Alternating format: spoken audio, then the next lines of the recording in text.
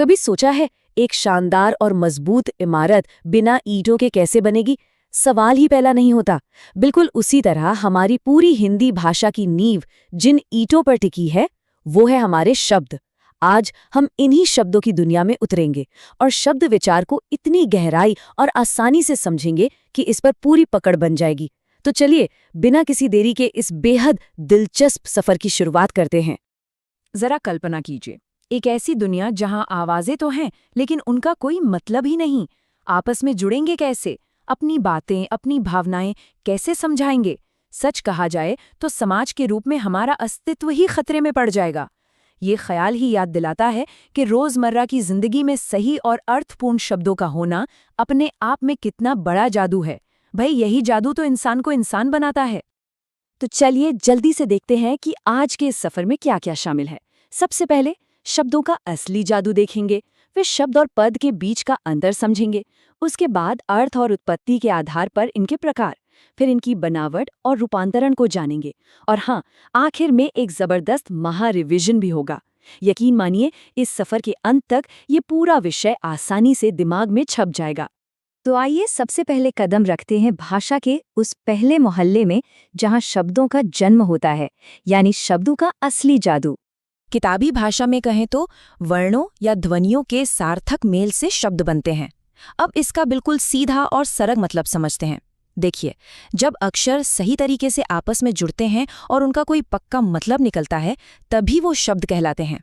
जैसे म और ता को जोड़ा तो बन गया माता, वैसे ही पिता, गुरु और किताब।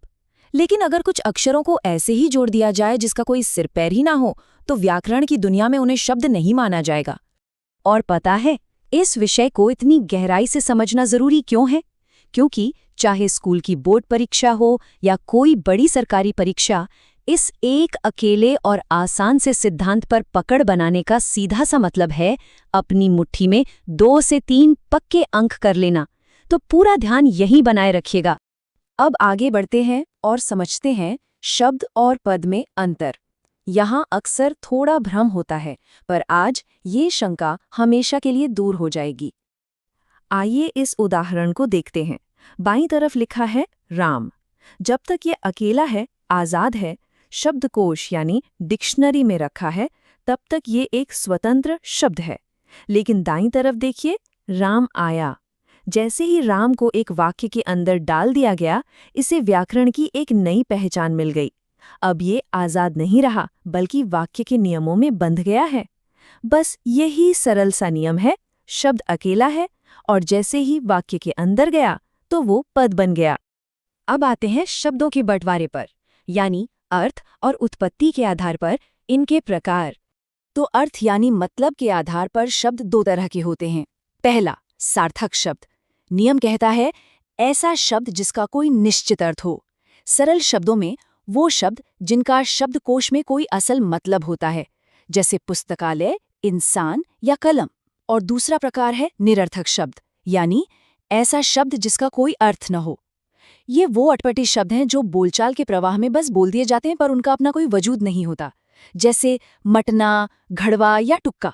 अब मटना का क्या मतलब है भाई? कुछ भी नहीं। यही तो निरर्थक शब्द हैं। उसके बाद आती है उत्पत्ति, यानी जन्म के आधार पर शब्दों को 4 हिस्सों में बांटना। पहला है तत्सम। ये संस्कृत के एकदम शुद्ध शब्द हैं जो बिना किसी बदलाव के हिंदी में आ गए हैं, जैसे अग्नि या कर्पूर। दूसरा है तद्भव। आसान भाषा में कहूं तो ये तत्सम के बिगड़े हुए रूप हैं। सुविधा के लिए इन्हें थोड़ा बदल लिया गया, तो अग्नि बन गई आग और कर्पूर बन गया कपूर। तीसरा है देशज। नाम से ही समझ आ रहा है, ये अपने देश की बोलचाल में पैदा हुए एकदम स्थानीय शब्द हैं, जैसे लोटा, पगड़ी, डिबिया। और चौथा है विदेशज, जिनका जन्म तो विदेशों में हुआ है, पर हिंदी में रोज धड़ल्ले से बोले जाते हैं, जैसे बाहर से आया डॉक्टर और अस्पताल, या फिर फारसी अरबी से आई मदद और अफसोस। चलिए अब समझते हैं बनावट और रूपांतरण के आधार पर शब्दों के बदलते रूप। देखते हैं कि आखिर इन्हें बनाया कैसे जाता है। बनावट के आधार पर शब्दों को 3 चरणों में बांटा गया है। पहला चरण, रूढ़ शब्द। ये वो जिद्दी और मजबूत शब्द हैं जिन्हें अगर तोड़ने की कोशिश की जाए तो उनका कोई मतलब ही नहीं बचेगा, जैसे आम या नाक। आ और म को अलग अलग कर दें तो दोनों का अपना कोई अर्थ नहीं रह जाता।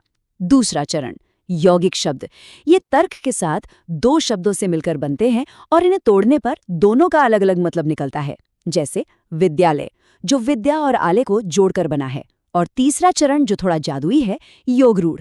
ये जुड़ते तो बिल्कुल यौगिक की तरह हैं, पर जुड़ने के बाद इनका मतलब कुछ एकदम नया और विशेष ही निकलता है। जैसे वीणा पाणी, जुड़ने के बाद इसका एक विशेष अर्थ हो जाता है, यानी मां सरस्वती। या दशानन, जिसका सीधा इशारा लावड़ की तरफ होता है। और अब जरा रूप बदलने के आधार पर इन विकारी शब्दों को देखिए। व्याकरण कहता है ऐसे शब्द जो लिंग, वचन या कारक के अनुसार अपना रूप बदलते हैं। इसका सीधा सा मतलब ये है कि ये शब्द हालात के हिसाब से खुद को ढाल लेते हैं। संज्ञा, सर्वनाम, विशेषण और क्रिया इसी में आते हैं। जैसे लड़का बदलकर लड़की या लड़के हो सकता है। लेकिन दाईं तरफ मिलते हैं अविकारी शब्द। ये बहुत जिद्दी होते हैं। नियम कहता है ये किसी भी हालात में अपना रूप नहीं बदलते। चाहे आसमान टूट पड़े, क्रिया विशेषण, संबंध बोधक या विस्मयादि बोधक हमेशा वैसे ही रहेंगे, जैसे धीरे धीरे या अरे। इनमें कोई बदलाव नहीं आता। तो अब आ गए हैं अपने आखिरी और सबसे मजेदार पड़ाव पर, व्याकरण का महा रिविजन। आज जो भी सीखा है सब एक साथ पक्का कर लेते हैं। लेकिन उस आखिरी रिवीजन से ठीक पहले इस बेहद खूबसूरत और प्रेरणादायी पंक्ति को पूरे दिल से सुनिए और समझिए। जीवन में की गई कोई भी दुआ रद्द नहीं होती, बस वक्त आने पर कबूल होती है। ये एक लाइन हमें सिखाती है कि मेहनत और संघर्ष कभी बेकार नहीं जाता। आज जिस पूरी एकाग्रता के साथ ये नियम और सिद्धांत समझे जा रहे हैं, ये भी एक दुआ की तरह ही है, जो आने वाले इम्तिहान के दिन जरूर काम आएंगे। बस धैर्य रखना है, लगातार मेहनत करनी है और खुद पर विश्वास बनाए रखना है। तो चलिए एक बहुत ही तेज और धमाकेदार रिवीजन हो जाए। पूरी ऊर्जा के साथ याद करते हैं। सबसे पहले शब्द और पद। जब तक अकेला है तो शब्द है, और वाक्य के अंदर चला गया तो पद बन गया। अर्थ के आधार पर अगर मतलब निकलता है तो सार्थक, नहीं निकलता तो निरर्थक। उत्पत्ति देखें तो संस्कृत का शुद्ध रूप है तत्सम, थोड़ा बिगड़ा रूप है तद्भव, अपना देसी है तो देशज, और विदेशी भाषा से आया तो विदेशज। बनावट के आधार पर टूटने पर मतलब ना निकले तो रूढ़, निकले तो यौगिक, और कोई एकदम नया विशेष मतलब ही निकल आए तो योग रूढ़। और आखिर में रूपांतरण, जो अपना रूप बदल ले वो विकारी, और जो टस से मस ना हो वो अविकारी। बहुत ही कमाल की एकाग्रता रही यहाँ पर। अब ये तय है कि शब्द विचार पर एकदम पूरी महारत हासिल हो चुकी है। इस शानदार सफर के अंत में बस एक छोटा सा लेकिन बेहद गहरा सवाल छोड़ते हैं। अब जब शब्दों की असली ताकत, उनका जादू और उनकी पूरी बनावट इतनी स्पष्ट हो चुकी है, तो अपनी खुद की तकदीर लिखने के लिए आज कौन सा शब्द चुना जाएगा? हमेशा याद रखिएगा, सही शब्द ही हमारी दुनिया बनाते हैं और हमारी सफलता तय करते हैं। अपने शब्दों को और भी ताकतवर बनाते रहिए, नई चीजें सीखते रहिए और जिंदगी में बस आगे बढ़ते रहिए।